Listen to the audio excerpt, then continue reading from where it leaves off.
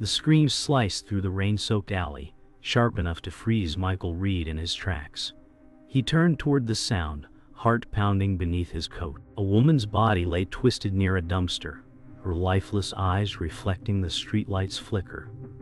Michael whispered, "Emily Turner, why here?" The metallic scent of blood mixed with wet asphalt clawed at his throat. He crouched, flashlight trembling as he examined a red smear that formed an odd, deliberate spiral on the wall. "This isn't random," he muttered, voice cracking. The air felt too still, too aware. A shadow rippled behind him, a presence retreating into darkness. Michael's pulse quickened. Someone had been watching. He felt it, the weight of unseen eyes. The storm swallowed the sound of retreating footsteps, leaving only rain tapping like a metronome of dread. As he lifted Emily's fallen phone, its cracked screen lit up with a single text. "He's coming for you next." Detective Sarah Holt arrived minutes later, umbrella useless in the storm's fury. "This looks personal," she said, stepping beside Michael. He nodded, still fixated on the spiral. "It's not the first one," he replied quietly. The rain hissed between them, drowning their silence. Sarah crouched, studying the pattern. "You think it's him again?" Michael exhaled slowly. "No," he said. "I know it is." The air pulsed with tension. The cities hummed distant under thunder. For a moment lightning flashed, and Michael saw something scrawled deeper on the wall behind the blood spiral. It was a name, his own. By morning the alley was sealed off with yellow tape. Reporters swarmed like vultures, their flashes slicing the mist. Michael said he wanted an audience. Sarah crossed her arms, frowning. "The spiral is his signature," she said, voice low. "But why come back now?" Michael scanned the rooftops, uneasy. The city hadn't seen a killing like this in 8 years. The same killer he never caught. His own failure hung heavier than the rain clouds. "He's not hunting random people," Michael whispered. "He's finishing something he started." The autopsy room buzzed softly under fluorescent light. Dr. Karen Lee said, "She fought back. There's DNA under her nails." Michael clenched his jaw. "Finally, something real," he said. Sarah leaned closer, examining bruises along Emily's arm. "These are deliberate," she muttered. Karen nodded grimly. "Same pressure pattern as the Riverside case." Michael felt cold creep down his spine. The Riverside killer had vanished 8 years ago. His case, his mistake. "He's mocking me," Michael said quietly. Sarah met his eyes. "Then let's make sure he regrets it." Night fell heavy again. Michael sat in his car outside his apartment, engine off, wipers ticking slow. The city lights blurred through raindrops on the windshield. He replayed the message from Emily's phone. That haunting line echoing, "Hes coming for you next." Sarah's voice from earlier lingered. "You can't do this alone." But isolation was Michael's armor. His reflection in the window looked older, guilt carved deep. He whispered, "If he wants me, he'll find me." Lightning flashed, revealing a figure across the street, standing still, watching. Rain hammered the roof of the precinct as Michael burst through the doors, clutching a file. "He struck again," he said, voice raw. Sarah followed close, breath unsteady. "Where?" she asked. "The East Pier," Michael replied, eyes blazing. The fluorescent lights buzzed overhead, matching the rhythm of his racing thoughts. "He's playing with us," Sarah muttered. Michael slammed the file on the desk, photos scattering like broken memories. "He knows our moves before we make them," he said. The captain's office door creaked open, tension rippling through the air. "Reed, you're too close," Captain Harris warned. Michael stepped forward. "Too close is all we've got left." The captain's gaze hardened. "Then you better not miss." Michael turned toward the rain-streaked window, seeing his reflection framed by lightning. In that flash, he noticed something strange, an envelope taped outside his car windshield, waiting. Michael and Sarah sat in the car, engine idling, windshield wipers beating a steady rhythm. The pier stretched ahead, mist swallowing the path. "You sure about this?" Sarah asked. "No," Michael said. "But he wants me here." The city lights faded behind them, leaving only waves slapping wood. "You ever think maybe he's watching right now?" Sarah whispered. Michael smiled faintly. "He always is." The car's headlights caught a glimmer, a white rose on the hood, tied with a red ribbon. Sarah reached for it, her hand trembling. "He's not hiding," she said. Michael felt the chill spread through his chest. "No," he replied softly. "He's inviting us in." The fog rolled thicker, swallowing the world, and a faint hum echoed through the dark, music distant and haunting. They followed the sound of music to an old warehouse near the docks. The air smelled of rust and sea salt. Inside, a projector flickered against the far wall, showing grainy footage of Emily Turner laughing. Sarah gasped. He filmed her. Michael's pulse roared in his ears. "He's not hiding his work," he said. A distorted voice came through speakers, calm and cold. "You failed her once, Detective Reed. Will you fail again?" Michael shouted. "Show yourself." Silence answered. Then the projector clicked off. A single bulb swung overhead, creaking in the breeze. On the floor, a small metal pendant glimmered, the same one Emily wore the night she died. "He's been here," Sarah whispered. Michael picked it up, fingers trembling. "He's not just watching," he said quietly. "He's controlling the game." Later that night, Michael met retired Detective Henry Cross at a quiet diner on the city's edge. The place smelled of old coffee and regret.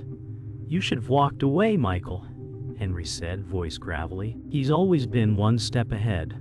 Michael leaned forward. "You knew him," Henry sighed, eyes clouded with memory.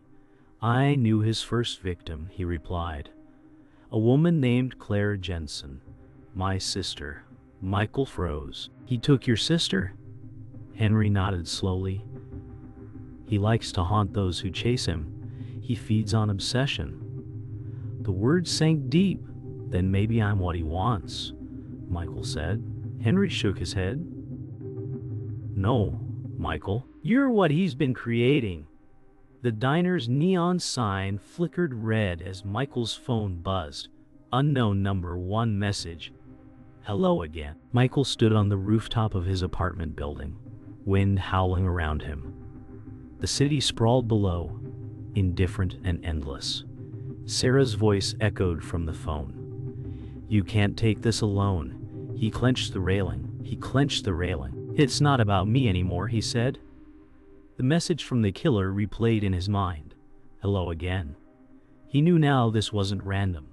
It was personal, orchestrated. "He wants me to chase him," Michael murmured. "Then I'll run faster."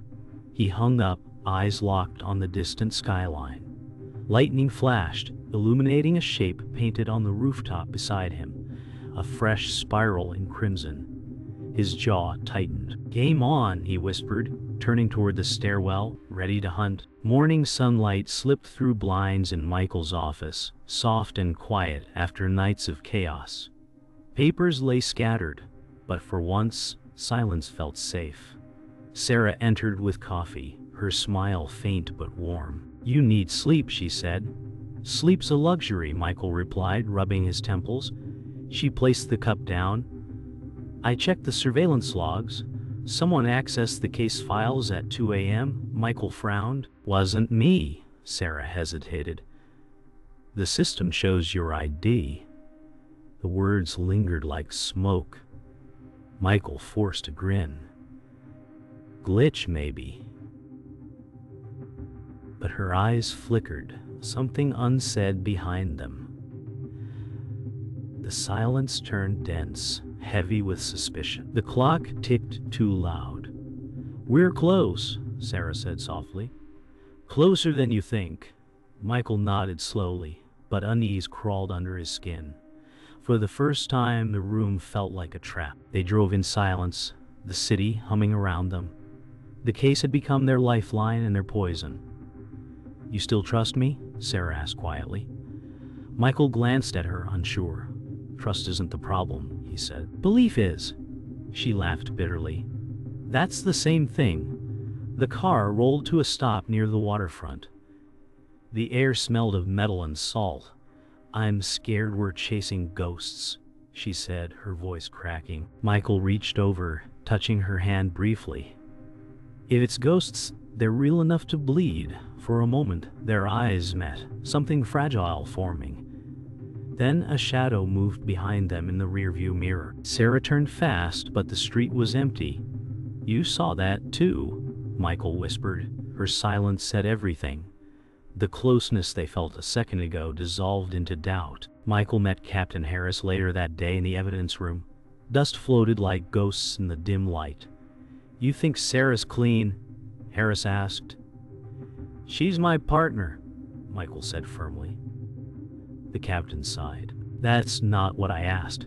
Michael turned, eyes sharp. "What are you implying?" Harris pulled a folder from a locked cabinet. Inside were stills from a security camera. Sarah meeting a hooded figure. "She's feeding him," Harris said. Michael's chest tightened. "No, that's impossible." The captain's tone softened. "You've seen what obsession does, Reed. Maybe she's not who you think." Michael stared at the photos, heartbeat heavy in his ears. The world tilted slightly. "Or maybe you're wrong," he said, voice low. But even as he spoke, he wasn't sure. That night, Michael returned to the warehouse alone. The door creaked as he entered, flashlight cutting through the dark. "Sarah?" he called out. Her voice answered softly. "You shouldn't come." She stepped from the shadows, gun trembling in her hand. "Put it down," Michael said, voice breaking. "You don't understand," she whispered. "He made me." Michael's world shattered in one breath. "You're working with him," he said, disbelief burning through the words. "I tried to stop him," she said, "but he's always watching." Tears mixed with sweat on her face. "You were supposed to die that night, not her." Michael took a step forward, then pulled the trigger. Her hand shook violently. A loud gunshot split the silence. The flashlight fell, beam rolling across the bloodstained floor. Smoke curled from the gun, silence heavy and merciless. Michael staggered back, blood soaking his sleeve, but still standing. Sarah dropped the weapon, sobbing. "He said you'd never forgive me," she cried. "He was right." Michael's voice was cold now, emptied of fear. "Where is he?" She shook her head, whispering, "Everywhere." Sirens wailed in the distance. Michael turned away, clutching his arm. "You chose him," he said. "Now I'll end him." Sarah collapsed to her knees as police lights flared red through the cracks. Michael stepped into the night, rain mixing with blood. The city looked different now, colder, unrecognizable. The spiral was no longer just a symbol. It was personal, and Michael was ready to follow it wherever it led. The rain had stopped, leaving behind a city washed pale and silent. Michael sat alone in his apartment, bandaged arm resting on the desk. The clock ticked softly, echoing through the empty room. He stared at the wall where photos of victims lined up like ghosts, waiting for answers. His reflection in the window looked hollow. "She lied to me," he whispered, voice raw. The air carried a faint hum from the street below, but inside, everything felt still.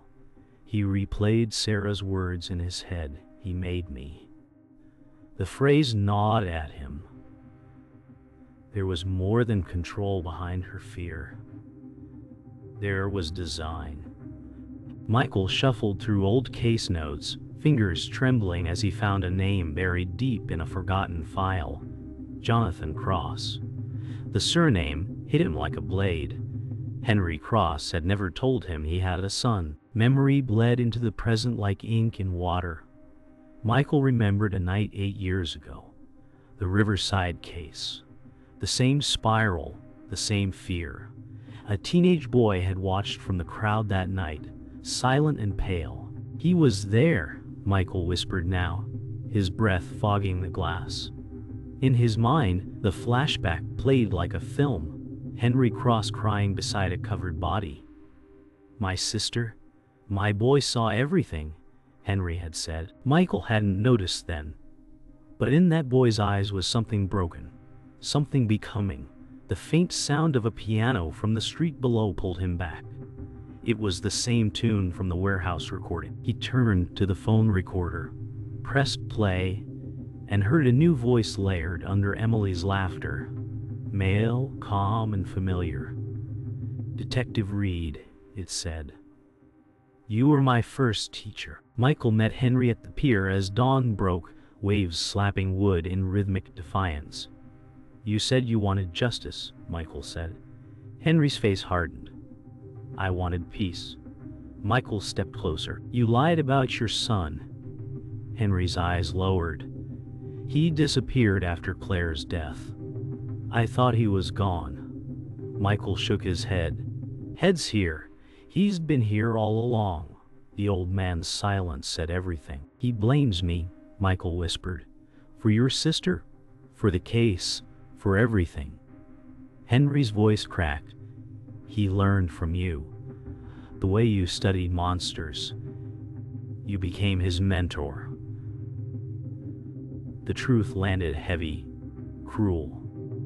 Michael felt his heart beat slow. "I didn't create him," he said. Henry's eyes lifted, filled with grief. "Didn't you?"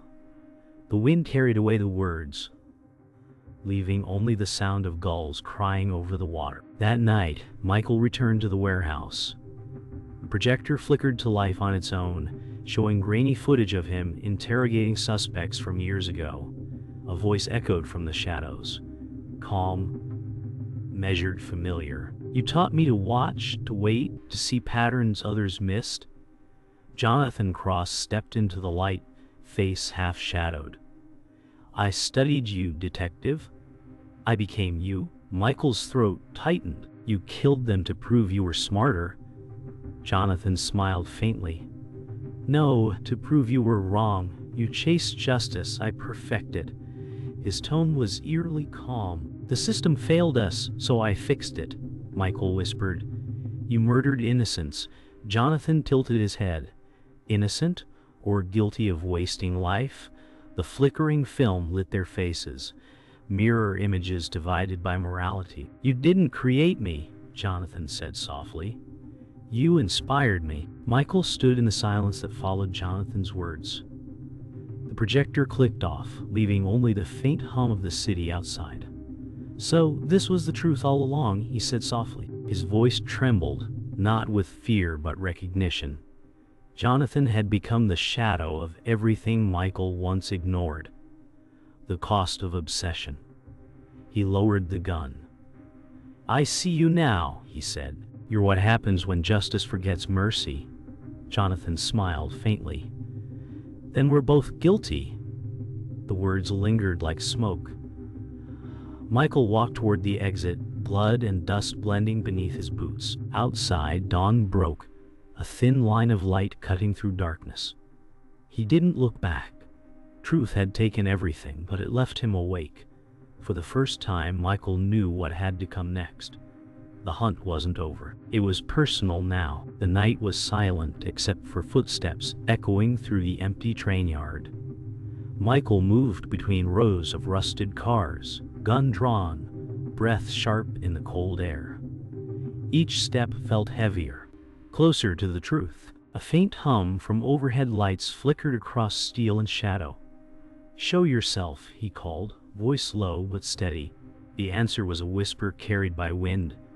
Jonathan's voice. "You came alone." Michael's heartbeat slowed, steady and measured. "You wanted me," he said. You got me. The air tightened. A crow screeched in the distance as a train horn blared far away, drowning the quiet for a single heartbeat. The lights blinked once more, then died completely. In the dark, Jonathan's laughter echoed soft and close. Michael whispered, "It ends tonight," as a metallic click answered from the shadows. A flashlight beam cut through the dark, catching Jonathan's figure across the tracks.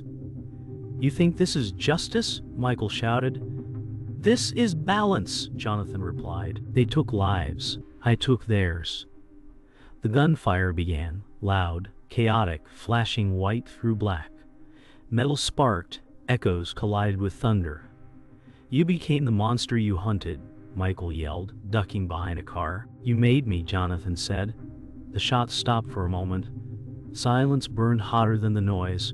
Both men breathed hard, the air filled with dust and adrenaline. "You wanted a world without corruption," Jonathan said. "Now you'll die in one." Michael rose slowly, gun aimed, eyes fierce. "No," he said, stepping forward through smoke. "I'll end the cycle." The next shot cracked the night wide open. The gunfire faded. Somewhere behind the crates, Henry appeared, limping and bleeding. "Michael!" he shouted, voice echoing through the chaos. Jonathan turned, startled, and fired. Henry fell, time fractured. Michael ran to him, sliding across gravel. "Stay with me," he said, gripping his shoulder. Henry coughed, blood dark against his shirt. "He's still my son," Henry whispered. "Don't kill what's left of him." Michael's throat burned. "He left you long ago?" Henry smiled faintly. "Maybe not all of him." The breath left his body like wind dying after a storm. Michael froze, staring at the lifeless man he once called mentor. The air went quiet, except for the distant hum of a train approaching. Michael's heart hardened. "I'll finish this," he said, and rose as the wind tore through the yard. Rain poured as thunder rolled. Michael and Jonathan faced each other on the bridge above the yard, lightning carving white scars across the sky. "Hi is dead because of you," Michael shouted. Jonathan smirked. "He was weak." "You both are." The wind howled, rain slashing their faces. They charged. Gunfire, fists, fury. Metal clanged as Jonathan's knife grazed Michael's side. Michael countered, landing a blow that sent Jonathan staggering. "You think this makes you right," Michael said, voice breaking. "It makes me free," Jonathan roared. They struggled near the edge, silhouettes cut against lightning. Michael pinned him, gun pressed to his chest, both trembling, soaked, and broken. "End it," Jonathan whispered. "Be the killer you made me." Michael hesitated, eyes filled with fire and grief. The gun roared, echoing into silence. The rain slowed to a whisper. Jonathan lay motionless, eyes open to the sky. Michael stood above him, chest heaving, rain washing blood from his hands. The city stretched out below, unaware of the war that ended here. Lightning flickered once more, then faded. "It's over," Michael whispered. But it didn't feel like victory. It felt like release. He looked at the gun, then tossed it into the dark river below. No more. The silence that followed felt infinite, broken only by his heartbeat. Police sirens echoed faintly from afar, swallowed by wind. Michael walked toward the bridge's edge, watching dawn's first light push through the clouds. For the first time, the spiral had ended, and yet it left its mark, carved deep into his soul like a scar that would never fade. The storm had passed. Smoke curled above the bridge where everything ended, soft against the pale morning sky. Michael stood alone, coat heavy with rain and silence. His hands trembled, not from fear but from the sudden stillness. The city below slowly woke, distant sirens fading into the hum of life. He looked down at the empty tracks where the chaos once raged. Every breath hurt. Every second felt borrowed. The weight of what he'd done pressed deep into his chest. The wind moved gently, carrying the faint scent of oil and smoke. A single train horn echoed in the distance, long and hollow. Michael whispered, "It's over." But in his eyes there was no relief, only the quiet ache of everything he'd lost. He walked through the empty streets as dawn painted the sky in fragile gold. Every step echoed against the concrete like a heartbeat remembering its rhythm. In shop windows, his reflection looked like a stranger. The faces of the dead flickered behind his eyes. Henry's last smile, Sarah's trembling hands, Jonathan's final stare into the rain. "Justice," he muttered, voice hollow. "What does it cost?" The city smelled of wet asphalt and renewal, but inside, everything was still broken. A stray dog followed him for a while before turning away. For a brief second he wished it had stayed. The world kept moving, cars starting, people waking. Michael paused beneath a flickering streetlight and realized, life doesn't stop, even when you do. The cemetery was quiet, dew glistening over stone. Michael stood before two graves, Henry Cross and Sarah Holt. The names etched deep and unflinching. A breeze moved through the trees, rustling like whispered forgiveness. "You tried to save him," Michael said softly, placing a white rose between them. "So did I for a moment." He thought he saw Sarah beside him, eyes kind, smiling through the fog. "You did what you had to," her voice seemed to say. He blinked and she was gone. The silence that followed wasn't cruel. It was gentle, forgiving. The pain didn't leave. It simply learned to breathe. Michael exhaled slowly, the weight easing from his shoulders. "Rest now," he said. "I'll carry the rest." Later, in his office, Michael opened the drawer where Henry's old badge lay. The brass was worn, edges dulled by years of service. He held it, thumb brushing the engraved name. "He taught me to look deeper," Michael murmured. The city outside glowed orange under sunset, casting shadows across the desk. Henry's voice echoed in memory. "Justice isn't about revenge. It's about truth, no matter how ugly it looks." Michael smiled faintly. "Guess I finally learned," he whispered. He pinned the badge beside his own on the corkboard, side by side. Mentor and student, both marked by the same obsession, both redeemed by the same truth. A single tear traced down his cheek before he exhaled. Calm, steady, alive. As night returned, Michael walked to the pier where it all began. The water was still, reflecting the faint shimmer of city lights. He tossed a spiral-shaped pendant into the river. The killer's mark, now lost to the current. "No more ghosts," he said quietly. The wind whispered against the water, carrying his words away. He sat on the edge, letting the silence settle in. The scars on his hands caught the moonlight. Reminders, not regrets. The city behind him hummed with quiet life. For the first time, Michael didn't feel like chasing anything. He simply breathed. "It's done," he whispered. And when he stood, dawn was waiting. Soft, forgiving, endless. The world felt quieter now. The city moved beneath a thin layer of fog, its heartbeat slower, steadier. Michael stood on the rooftop of the precinct, watching light spill between clouds. His hands rested on the railing, fingers tracing the cold metal. Below, sirens whispered like memories fading into distance. "They'll never know the whole story," he said softly. The wind caught his words, scattering them into the air. He thought of Emily, of Henry, of Jonathan, all bound by choices that began long before him. The scars on his knuckles itched under the morning chill. In their silence, they asked the question he couldn't answer. Was it worth it? The sun climbed higher, but its warmth never reached his eyes. Michael entered his office for the last time. Dust hung in golden light through the blinds. The wall still held the echoes of cases solved and lives lost. He pulled out a box and began clearing his desk.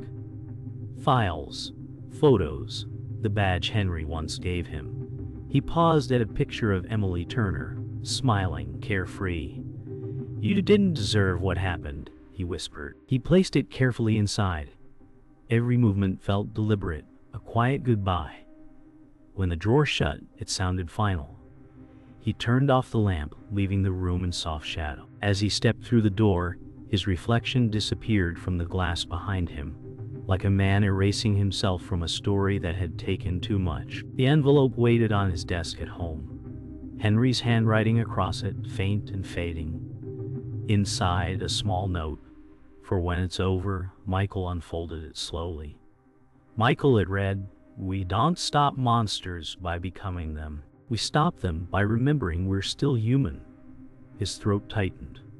The words felt like a voice reaching across time. He looked out the window at the city below.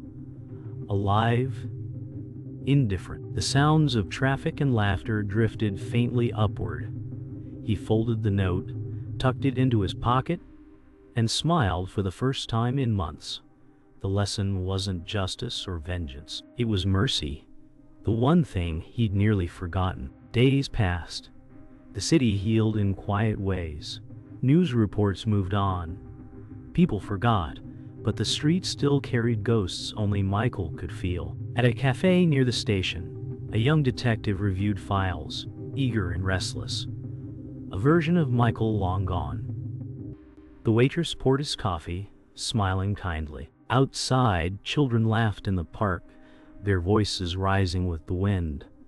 Michael sat on a bench nearby, unseen, watching life rebuild itself. "Maybe that's how it's supposed to be," he murmured. A sparrow landed beside him, unafraid before flying into the light.